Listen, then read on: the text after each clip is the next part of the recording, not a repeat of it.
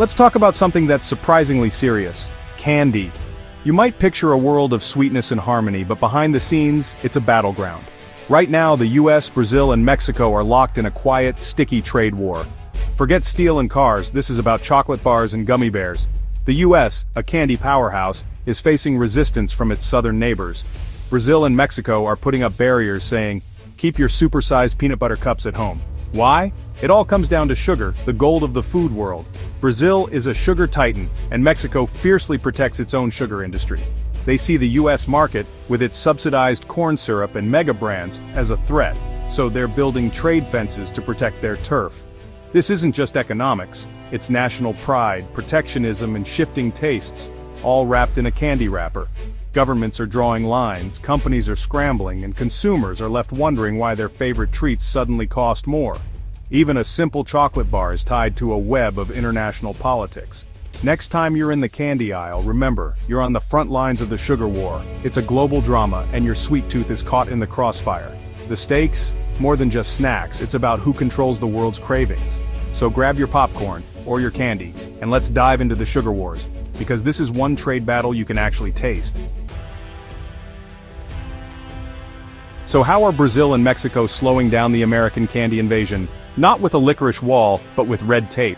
They're using non-tariff barriers. Think confusing labeling rules and endless inspections. In Brazil, US companies face complex packaging requirements and border delays that can turn chocolate into a melted mess. Mexico's velvet rope, strict import quotas and sugar taxes that hit American brands hardest.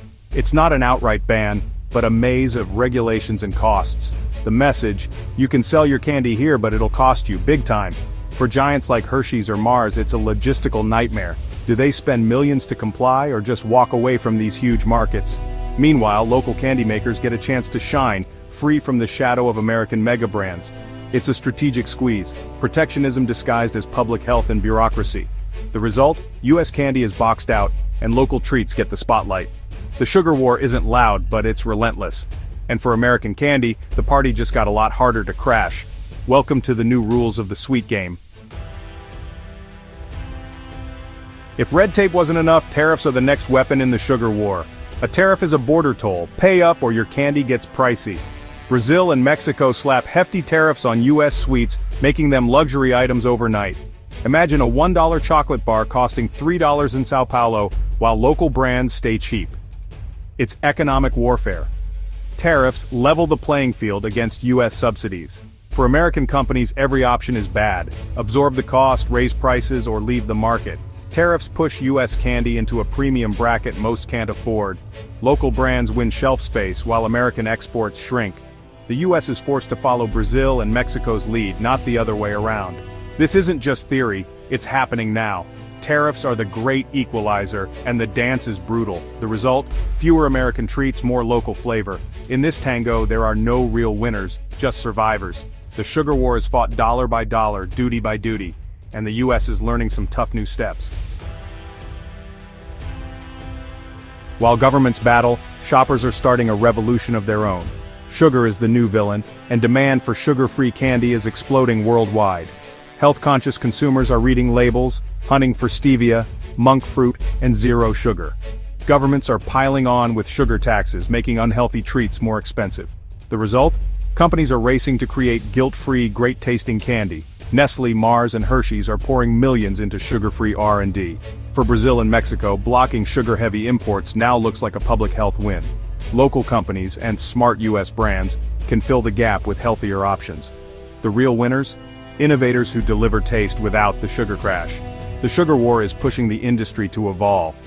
Healthier candy isn't just a trend, it's the new gold standard. And whoever cracks the code first could own the future of sweets. The battlefield is shifting from sugar content to innovation.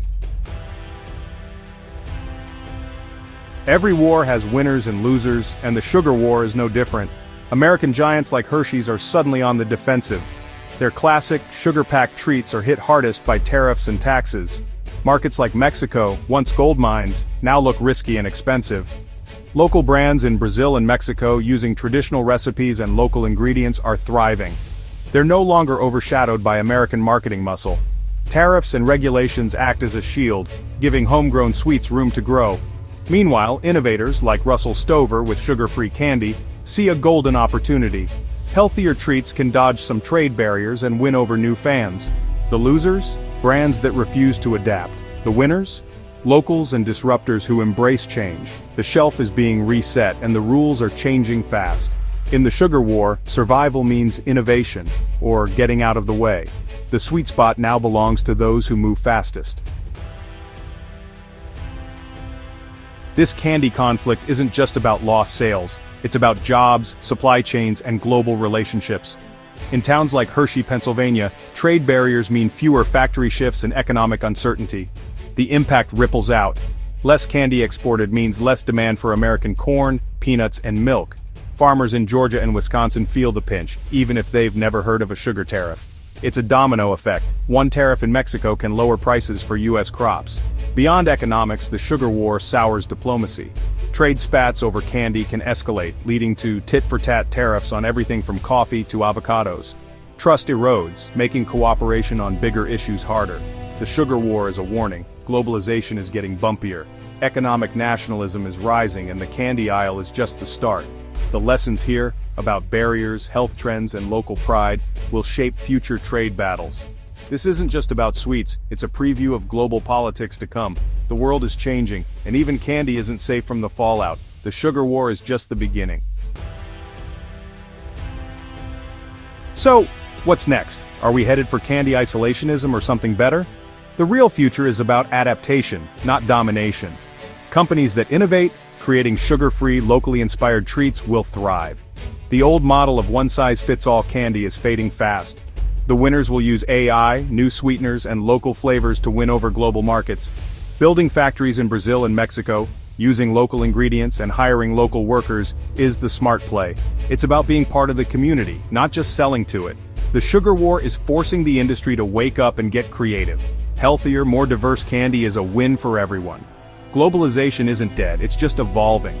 The future of sweets will be more interesting, more local, and a lot healthier. Maybe soon, we'll be arguing about new flavors instead of trade barriers. And that's a future every candy lover can get behind.